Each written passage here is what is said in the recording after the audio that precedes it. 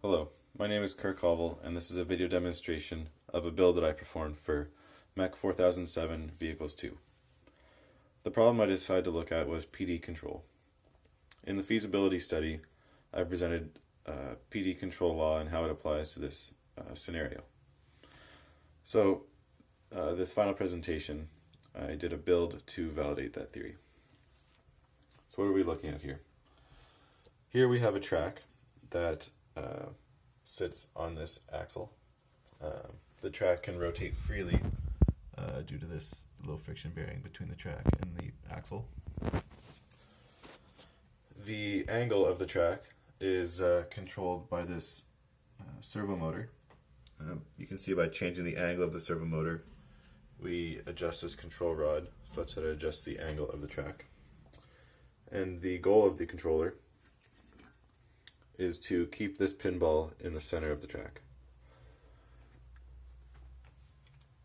So how do we get position and rate feedback of the ball for the ball? You can see in the track we have this linear potentiometer. So this acts as a voltage divider and returns the current position of the ball to the Arduino microcontroller. The controller then calculates a control signal, which is sent to the stepper motor or servo motor, which then adjusts its angle to adjust the angle of the beam. So right now, with this red light on, it's in pause mode, such that I can move the ball around and nothing happens. If I switched into stabilize mode,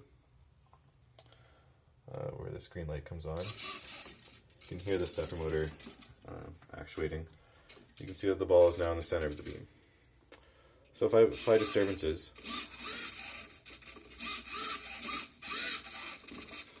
you can see that the system quickly stabilizes the ball. Now, as I presented in the feasibility study, I designed my system for to have a 1.5 second settling time and a 15% maximum overshoot. This assumed an ideal actuator, but in reality, this actuator will take some time to reach the angle that the controller desires it to be at. I also modeled this into my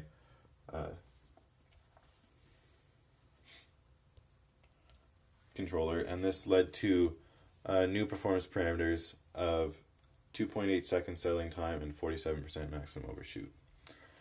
So you can see that as I hit the ball around, it's hard to tell, but it overshoots something around 30%. It takes around a second or two to settle. To validate or to verify that the theory is properly working, I need to apply a true step input, and just hitting it with my finger isn't doing that. So I put the system into pause mode and move the ball to another position over here, and then I just put the system into stabilize mode and then record the output.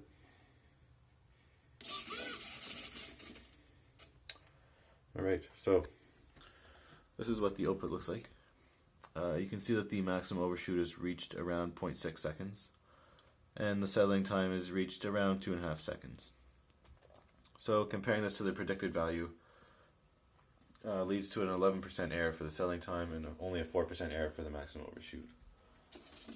So I would say that this system validates the theory pretty well and shows that PD control is an effective solution for this ball bouncing problem. So now that the theory is validated, we can do some interesting things, such as this other mode that oscillates the ball along the beam at amplitudes of 50 millimeters from the center and a frequency of 0.4 hertz. So yeah, this has been my video demonstration of using PD control to stabilize the ball. Thank you for watching. If you'd like to learn more, you can read my full report. Thank you.